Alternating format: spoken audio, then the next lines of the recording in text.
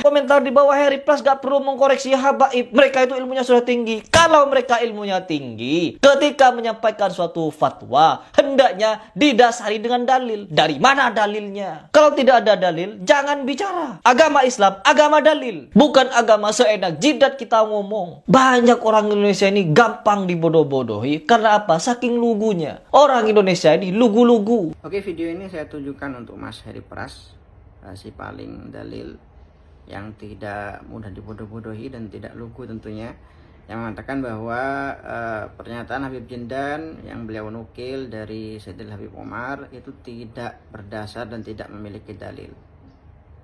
Ini ada kitab Mas Harry Pras, Syarhus Sudur Bisyarhi Halil Mauta wal Kubur, kitab yang menjelaskan tentang keadaan-keadaan di alam kubur, yang ditulis oleh seorang ulama besar yang kredibilitasnya dalam ilmu fikih dan hadis khususnya tidak perlu diragukan lagi, itu beliau Al-Imam Al-Hafidh Jalaluddin Abdurrahman As-Suyuti, atau biasa kita kenal dengan Imam Suyuti. Mari kita baca isinya agar kita tahu sebenarnya siapa yang berbicara tanpa menggunakan dasar dan dalil. Oke, di sini halaman 191. Mohon maaf saya bacakan buat Mas Heri kalau mungkin belum bisa baca kitab tidak ada harokatnya. Di sini wa akhraja Ibnu Abi Dunya an Yazid Ar-Raqqasi qala balaghani anal mu'mina idza mata wa qad baqiya alaihi syai'un minal Qur'an lam yata'allamhu ba'atsallahu ilaihi malaikatan yahfazunahu ma baqiya alaihi minhu hatta yab'atsahu Allah min qabrih. Dikatakan ya dari Ibnu Abi Dunya, seorang pakar hadis yang sangat terkenal, banyak karangannya, banyak kitabnya, yang beliau lahir 201 Hijriah, wafat tahun 281 Hijriah. Jadi seorang ulama pakar hadis di abad kedua.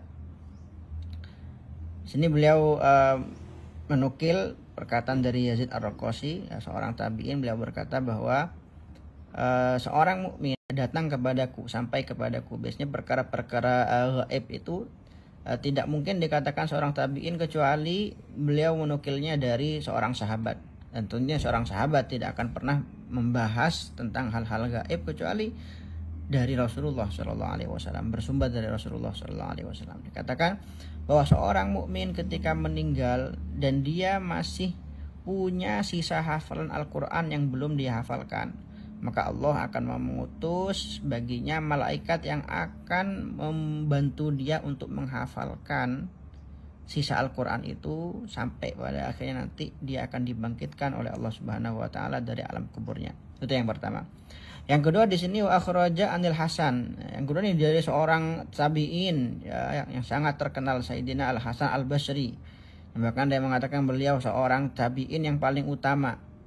Qala balaghani anal mu'mina idza mata wa lam yahfazil Qur'an amara hafazatahu ay yu'allimuhu al-Qur'an fi qabri hatta yab'atsahu Allah yaumal qiyamah ma ahli.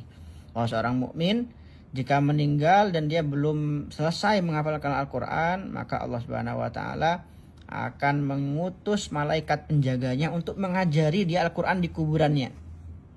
Sampai pada akhirnya Allah akan membangkitkan dia kelak di hari kiamat bersama para ahli Quran. Nah, di sini juga dikatakan wa akhraja Ibnu Dunya wa Ibnu Manda an Ati al-Ufi qala balaghani anal abda idza laqi Allah taala wa lam yata'allam kitabahu allamahu Allah taala fi qabri hatta yusibahu Allah alaihi. Di sini juga disebutkan hadis ya di Musnad Al-Firdaus karya Al-Imam Ad-Dailami. Dan dikatakan hadis, dan juga ini hadis diriwayatkan dari jalur Abi Sa'id Al-Khudri. Dikatakan man qara al-Qur'an tsumma mata qabla ayastadhhirahu atahu malakun yu'allimuhu fi qabri wa yalqallaha wa qad istahharahu.